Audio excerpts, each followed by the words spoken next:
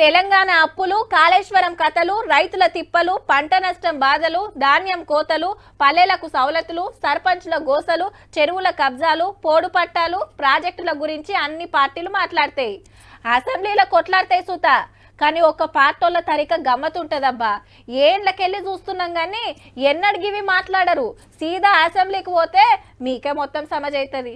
సర్కార్ కు మజ్లిస్ కు నడుమ మంట పెట్టింది కరెంటు చర్చ. పాత బస్తీల తంబాలేస్తలేరు, వైర్లు గుంజతలేరు అనుకొచ్చిండు అక్బర్ బాయ్. అటుకెళ్లి కాంగ్రెస్ ఎమ్మెల్యే సత్యనారాయణ సార్ లేచి మీ దోస్తు బీఆర్ఎస్ పార్టీ 10 ఏళ్లు పాలించింది, మరి ఎందుకు అడగలేదు అన్నాడు. He never bothered to ask the previous government. He is giving the lecture so many times as if he is the master voice. Then why he has not asked all those? Yes. హీగేమున్నది, ఇటుకెళ్ళి ఇల్లు అటుకెళ్ళి వాళ్ళు లొల్లి లొల్లి అయ్యింది. ముస్లింల తరపున మాట్లాడుతున్నాను Akbar sir అంటే మీకు అందరు ఓట్లేసిరని సీఎం సార్ లేచిండు. और लोग यहाँ से यहाँ जाते, वहां से वहां आते, लेकिन हम जाए वहीं खड़े हुए हैं. मंसूबे बनाए, साजिश बनाए, हम बुरे दिखे, मुसलमानों की एक आवाज को दबाने की कोशिश करी. भाई आपके मुसलमान के रिप्रेजेंटेटिव जैसा नहीं देख रहे. ये तेलंगाना 4 करोड़ जनता के तरफ से आप चुन के आए. ये पूरा मुस्लिम का जिम्मेदारी ले वाला नहीं है. ये आम जनता हिंदूज भी उनको वोट डाले. మీ కాళ్ళు దోస్తులు నువ్వు గిన్ని పార్టీలు మారినావని బాగానే అనుకున్నారు ఇద్దరు కూడా. A political career started from ABVP, then TRS, then BJP, and then Congress, then also RSS. I mean, he should be more matured because he's gone everywhere here and there and he's got experience of being everywhere. MIM party के बारे में अगर बोलना शुरू किए तो आगे आपको भी बहुत दिक्कत हो जाएंगे. आप लोग नादेंद्र भास्कर राव से दोस्ती किए, आप लोग NTR से दोस्ती किए, आप लोग चंद्रबाबू नायडू से दोस्ती किए, आप लोग राजशेखर रेड्डी साहब से दोस्ती किए, उसके बाद आप लोग किरण कुमार रेड्डी से दोस्ती किए, दुश्मनी किए, उसके बाद KCR से भी दोस्ती किए. ఎంఐఎం లీడర్ ఊకోకే లొల్లి చేస్తుండే వరకు మంత్రి శ్రీధర్ బాబు సార్ గరమైండు గిట్లా.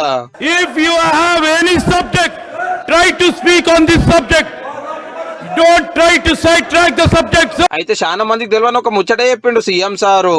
బిల్లులు ఎగవేసిన దాంట్లో మొదటి స్థానం సిద్దిపేట ఉంది, రెండవ స్థానంలో గజ్వేల్ ఉంది, మూడవ స్థానంలో హైదరాబాద్ సౌత్ ఉంది. ఈ ముగ్గురు లీడర్లే 10 సంవత్సరాలు తెలంగాణ రాష్ట్రాన్ని పరిపాలించి అగనట గజ్వేల్, సిద్దిపేట, ఓల్డ్ సిటీలా కరెంటు బిల్లులు సక్క గర్తలేరట. చేల్ మామలను బదలాం చేస్తున్నారని హరీష్ రావు సార్ మైక్ అడిగిండు వెంటనే. బిల్లులు అక్కడ ప్రజలు కట్టలేదు అని అన్నారు. ఇది వాస్తవం కాదు.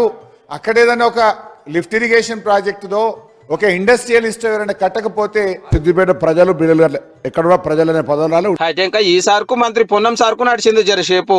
మొత్తం ఈ రాష్ట్ర దేశ రాజకీయ వ్యవస్థను ఒప్పించి మెప్పించి తెలంగాణ సాధనలో భాగంగా చేసినాం. ఇవాళ మేము సక్సెస్ అయినాం. మా ప్రయత్నం వల్లనే ఇవాళ తెలంగాణ వచ్చింది. బరాబర్గా కాంగ్రెస్ పార్టీ సోనియా గాంధీ గారి నాయకత్వంలో ఈ హౌస్ లో వాళ్ళ నాయకుడు చెప్పిండు సోనియా గాంధీ లేకపోతే తెలంగాణ వచ్చేది కాదు. వీడికే ఏం నాకుండా పోయినా కూడా పార్లమెంట్ లో తెలంగాణ బిల్ పాస్ అయిపోతే రాకపోతే అధ్యక్ష. మాకు ప్రజలు 11 సార్లు అవకాశం ఇస్తే, 50 ఏళ్ళ అవకాశం ఇస్తే మేము ఇయ్యగలిగింది 2014 నాటికి 6 గంటల కరెంటు మాత్రమే. అంతటి అసమర్థత మాది, అంతటి చేతగానితనం మాది అని వాళ్ళే ఒప్పుకున్నారు అధ్యక్ష. వీళ్ళు తెలంగాణలో మేము పొడిచినాం, మేము తెచ్చినాం, మేము బంగారు తెలంగాణ ఇచ్చాం. ఏం చేసిన అధ్యక్ష 10 ఏళ్ళ ఎందుకు చేయాలి?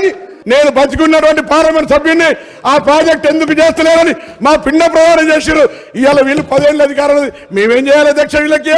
మరి స్వయంగా ఈ ముఖ్యమంత్రి గారే మా నాయకుడు కేసీఆర్ గారి పిండం పెడతా అని చెప్పి మాట్లాడిన నాయకుడు.